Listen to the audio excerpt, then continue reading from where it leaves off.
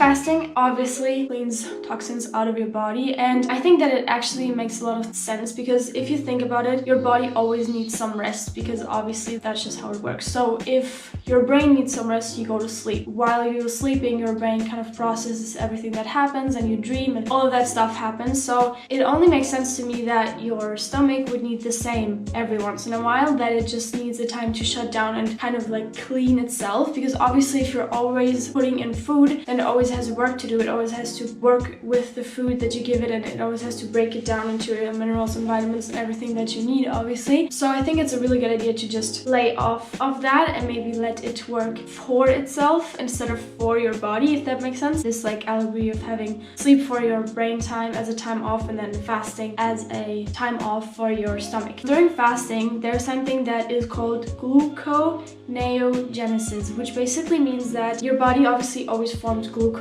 for your cells to burn. That's how it operates. And since you're not giving anything into the body, not any food, not any carbs, not any glucose, basically your body needs to form glucose from what it already has. It just burns something that you already have in your body. So it just basically burns like fat storages, which is also why you obviously lose a lot of weight if you do fasting. It also actually lowers heart rate and blood pressure because it literally kind of like relaxes and it turns down a bit of the body function. So that way it really stabilizes heart rate and blood pressure, which is amazing if you do have high blood pressure. What kind of forms from gluconeogenesis into something else is called ketosis, which is basically the process that occurs when you don't eat anything for a longer period of time, and then it really burns like your fat storages. That is also really great for balancing sugar levels, which is kind of what I just said, but that's just called ketosis. The act of fasting does put your body in some type of like mild stress, so it's basically working out for your stomach cells, because obviously if you are working out and like lifting weights or running, you're putting stress on your muscles, which is why you're sore after you work out. That only makes sense. That's kind of the same for the stomach because it really does make your cells like stronger. It's like exercising for them. At least that's what I read in an article.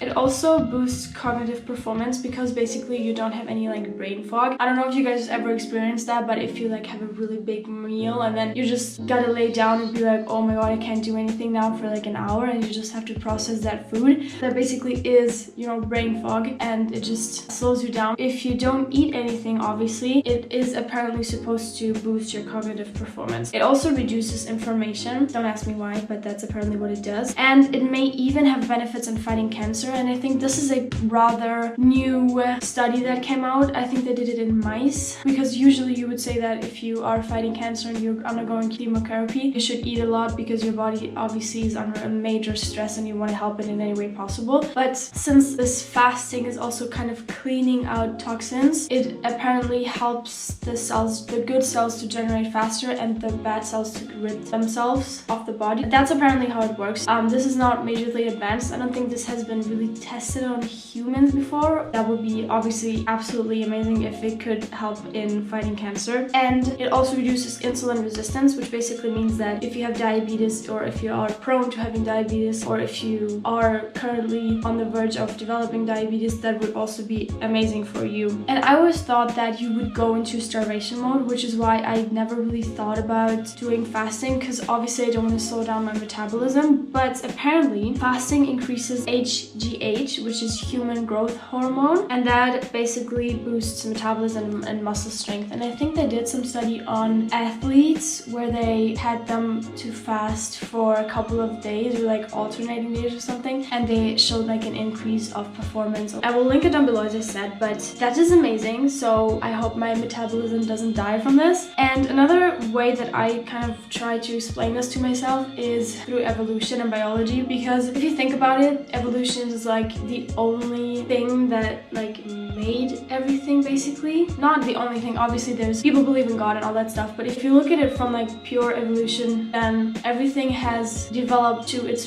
perfect state to be able to survive in nature, then if you think about it, people, and by people I mean hunter-gatherers, people who lived like 40,000 plus years ago, which was like the kind of like the pure stage of being human without like all the convenience that we have now. They obviously did not have 3 square meals every day and every night. Any other animal, if they just maybe are not successful in their hunt or just cannot find any berries or like nuts, seeds, roots, whatever they ate, they can't just like lay down and die obviously, but they have to be able to regain their energy and go out again and go for the next hunt and the next gathering and all that stuff. So I feel like it only makes sense that fasting or not eating for a period of time is not immensely damaging, because it happens so often in nature. A lion doesn't kill a gazelle every single day, you know what I mean? So I don't know, that kind of makes sense to me.